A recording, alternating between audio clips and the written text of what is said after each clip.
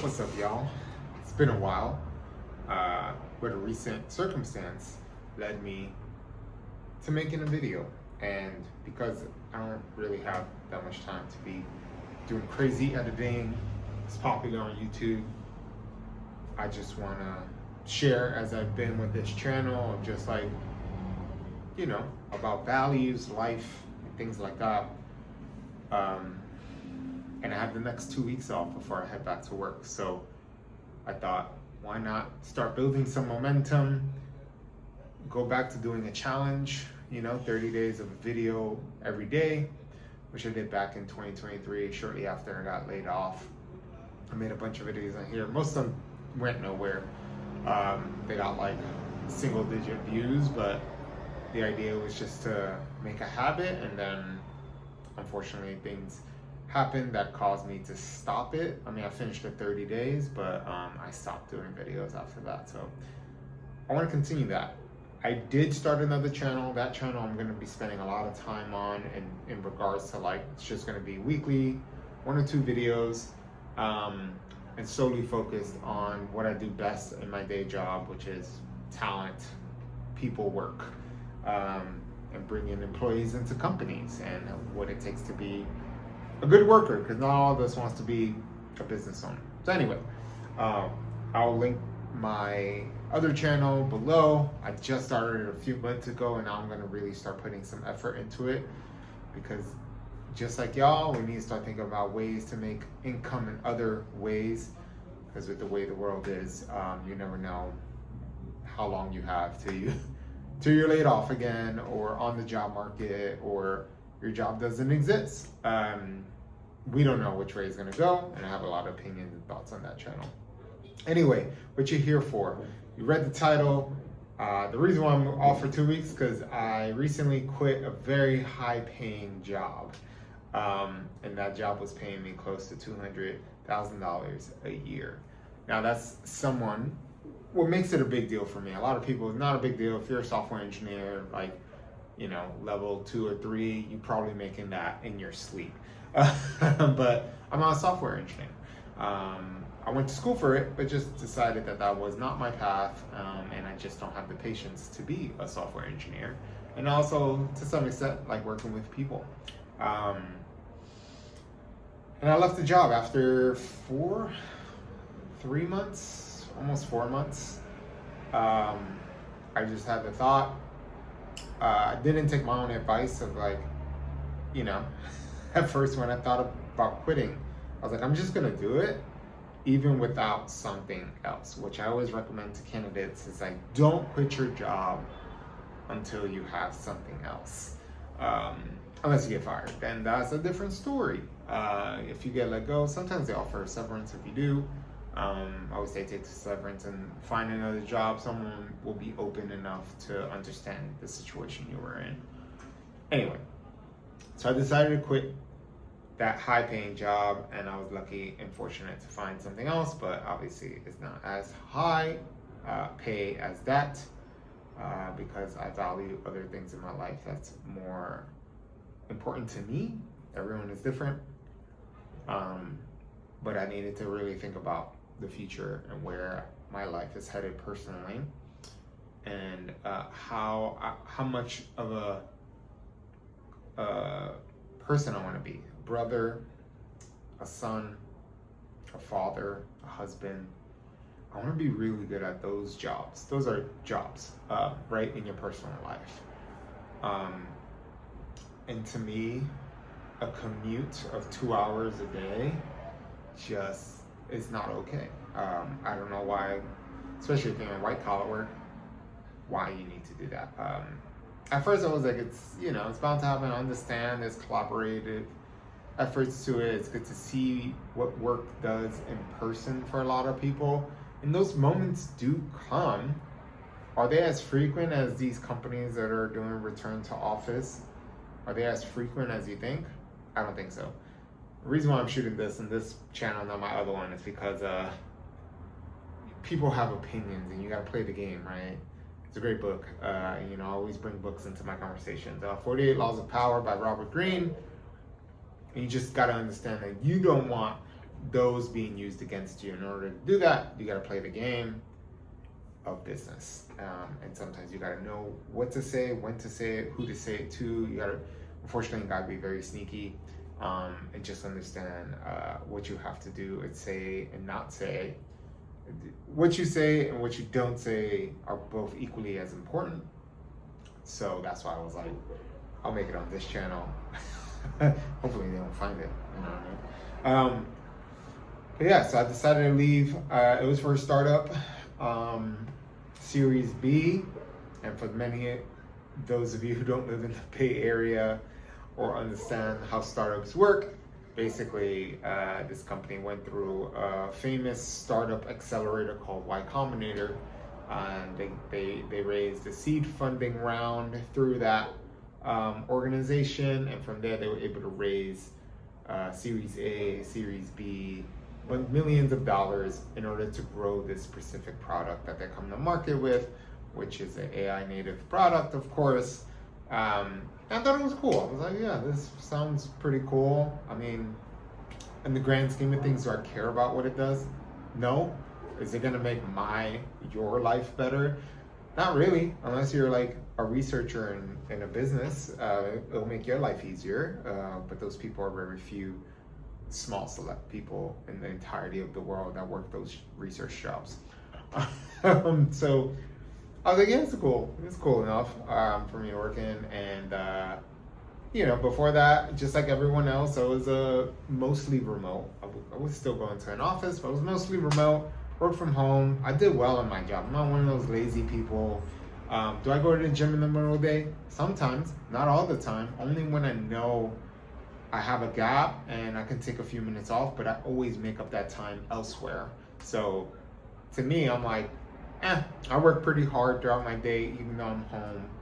Part of my job is being on virtual calls all day anyway, so what's the point of being in an office? To me, practically, it makes no sense. But I was like, every company is doing return to office. I'd rather just do it with an AI company. That's where all the money is right now anyway, so just like follow that route. So I went, got that role, beat out all the contenders, very competitive. And I was the one to get this job. It wasn't bad. It was all right. It was a typical job. I mean, you're dealing with the difficulties of being a startup, and they move fast and slow. If they say like, oh, we move fast all the time, to some extent. Sometimes they move fast. Sometimes they just drag their feet. They don't respond to certain things, and you're like, I need a decision, or else. So, the people I worked with were fine. Like, there was nobody that was like, oh my God, I hate working with this person. Everyone was fine. Everyone was super nice. I just, at some point, I was like, I really don't like being in the office. I really don't like traveling. I hate keeping my dog Copper alone at home. I'm very close to him. I mean, he's literally saved my life. And I didn't want to leave him alone. My partner works in office, she works in the education system, so she's not able to come or be here. She doesn't work from home.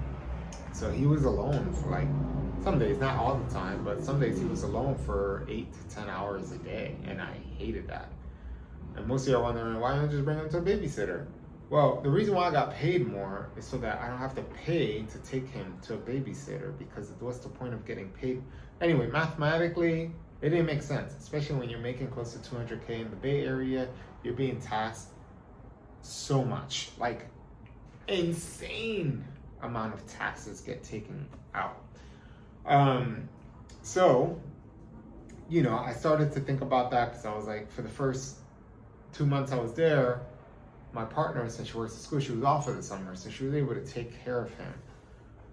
But, my lease is up.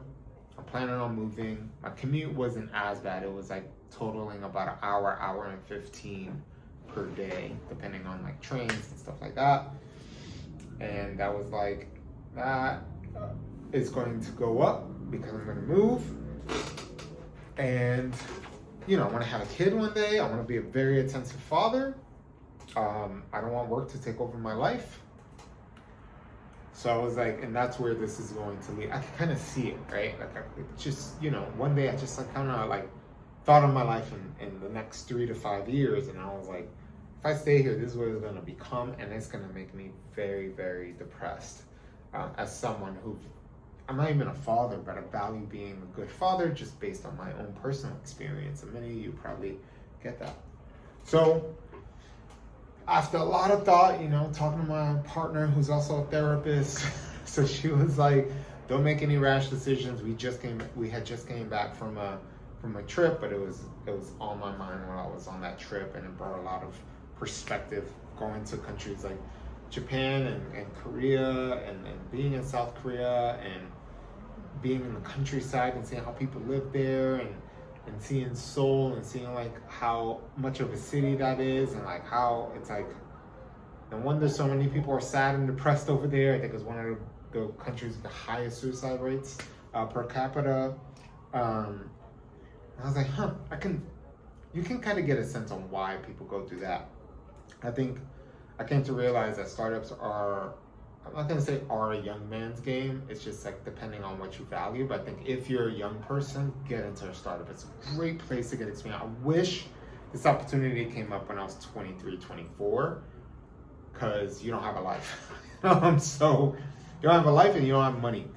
So it's a great place to like grow, work with some cool people, build something really cool. Hopefully, if you choose the right startup, I think it's great for young people. But as you get older and you have a family, and a lot of the candidates I was talking to when I was, interviewing people, because of the level of role I was working on, I was talking to people who are well established in their careers at my age, like mid-30s to like mid-40s, like around that range, give or take. And, you have the outliers that exist between those, but majority of people, I'm making assumptions at this point because you can't ask how people are. I'm making assumptions based on like when they graduated college and like looking at their experience. You can assume how old they are.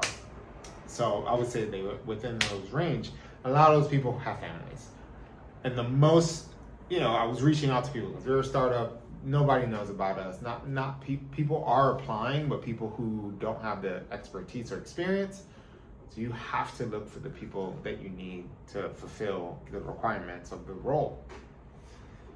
And that was difficult, which is not why I left the job. Like, recruiting is hard in general, no matter where you go.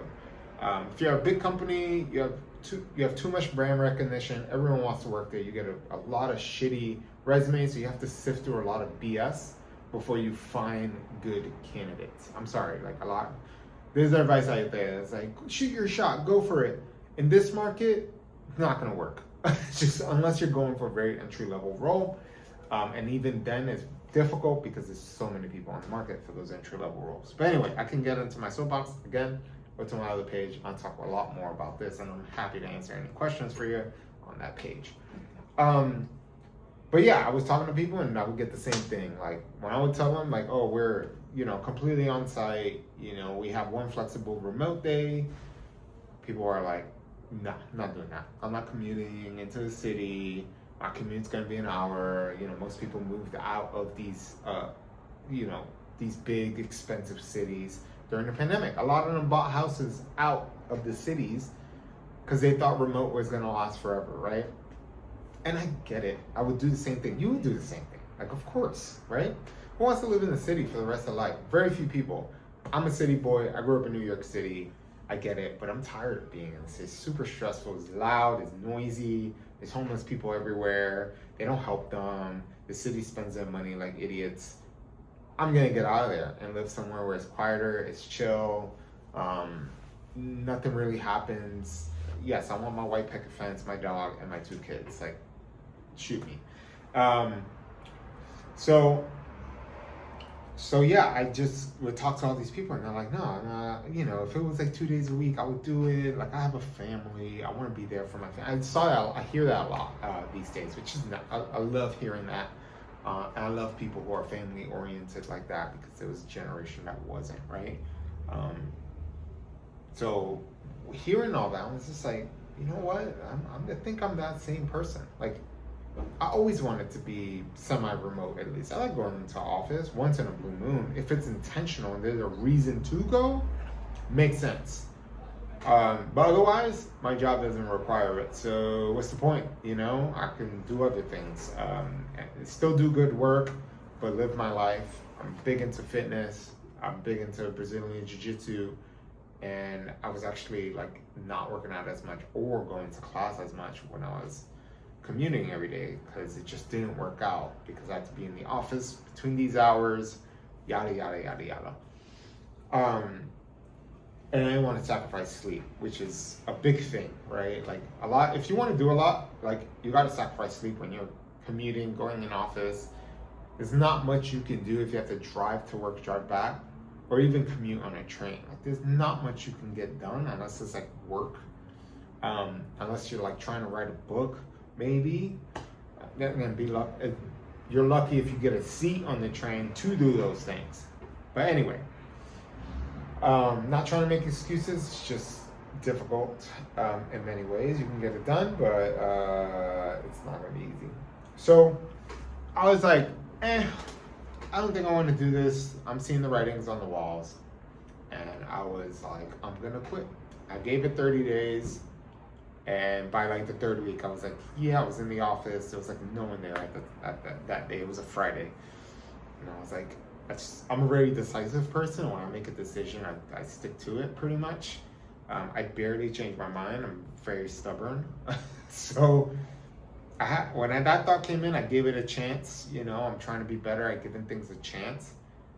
And I was like, no, I'm not going to give this a chance. Like, it's gnawing at me. I'm hating my Sunday nights. I'm going to leave and find something that's remote first. Even if I have to still go into office, that's fine. Again, as long as it's intentional, I'll go in. If it's not, leave me the hell alone. You know what I mean? I'm going to do good work regardless. That's just the type of person I am. So, yeah, this video is probably longer than I thought, but curious to hear, your happy to answer questions, first of all, because making a decision like this, high-paying job, when the world is becoming ever more expensive every single year. It's like inflation is insane over the last 3 to 5 years. To leave a high-paying job, most people probably call me stupid. I get it.